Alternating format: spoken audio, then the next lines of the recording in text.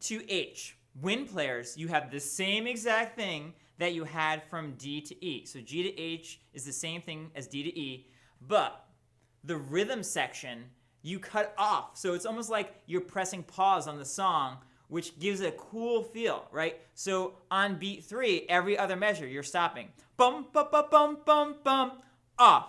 Bum, bum, bum, bum, bum, 1, 2, off. And so you're always doing these cutoffs, the rhythm section, but the wind players, you keep playing. Wind players keep playing the same part that they learned before, but the rhythm section part has changed, which is why this song section sounds a little bit different, but it's the same idea, but it adds those spaces in there, those rests, which make the song way more interesting. If we just played notes in there, it'd be boring. But by making those rests, the audience is like, ooh, that sounds cool. What is that? And they don't even realize what it is. It's actually the silence in the music that makes it interesting. Because remember, music is a combination of sound and silence. It's the silence that makes it cool, not just the sound. So here we go. This is letter G to H, the wind part. Wind players, remember you're going to do this one time. So last time you played this part, you repeated it. This time you only have to do it once. Here we go. G to H. 1, 2, 1, 2. Ready?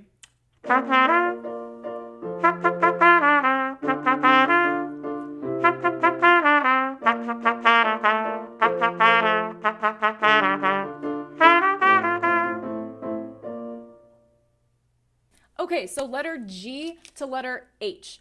So these are some of the same chords that you've had so far with a lot of these parts, especially with the part you just played, letter F to letter G.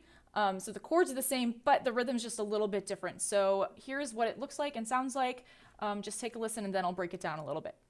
Letter G. 1, 2, ready, and.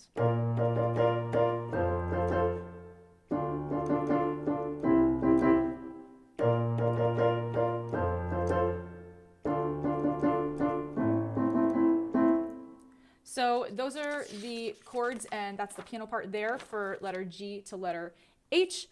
So as you saw, we have the B flat chord and then the F chord, but instead of continuing with that bum, bum, bum, bum, bum, bum, bum, bum, bum, bum, the rhythm's a little bit different. So you have 1, 2, and 3, 4, 1, 2, and off.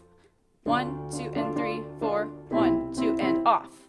So you have silence you have a rest. You have a half rest in the second half of that second measure. So 1, 2, and 3, 4, 1, 2, and 3, 4. 1, 2, and 3, 4, 1, 2, and 3, 4. 2 and 3, 4, 1, 2, and rest.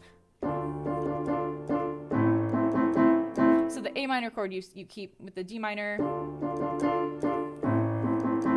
You keep going with that rhythm at the end. But for the second and fourth and sixth measures, as you can see, if you look in your music, you have half rests there. So yeah, it kind of adds a little more of an interesting part here. It's the same part you've had before. However, it kind of changes it up by adding those 2 beats of rest, those 2 beats of silence in there. Because like we've told you before, like Mr. Bernice said earlier, music is not all just sound. It's a combination of sound and silence. And it's the silence that makes it a little more exciting because the listener goes, oh, there's something different there. It's very similar, but oh, there's a rest. What's going on? So hope that helps. That is your part from letter G to letter H. Go practice. You got it. Okay, side note real quick here, pianos. Something I want you to be thinking about, since you're the rhythm section, you guys have such an influence on how the whole band sounds together. And so another thing you have a lot of influence over is dynamics and how the band sounds as a whole. And so something I want you to think about from one section to the other is dynamics. So this last section you just had, the dynamic goes from being forte at letter F to mezzo forte at G. So at letter F, when it's like, gotta have high, high hopes for a living, right? It's more loud, it's more exciting. Forgive my singing, I hope you liked it. Yes, I will be here all week, I promise. So it's forte there at letter F, and then at letter G, it goes down to mezzo forte. So it's a little bit softer, right? You have, let's see, we've got 3, 4.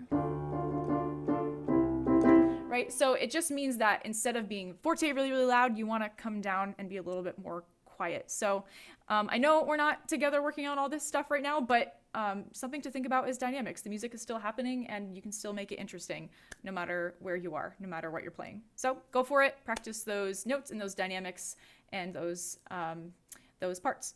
All right, guys, this next section is the same as last section, the same exact thing. The same groove, the same fill, except you cut off in the middle of the groove. All right, the conductor would stop you, but you'll see that it makes the song way more interesting. Basically, it's the same groove with some cutoffs. Sounds like this.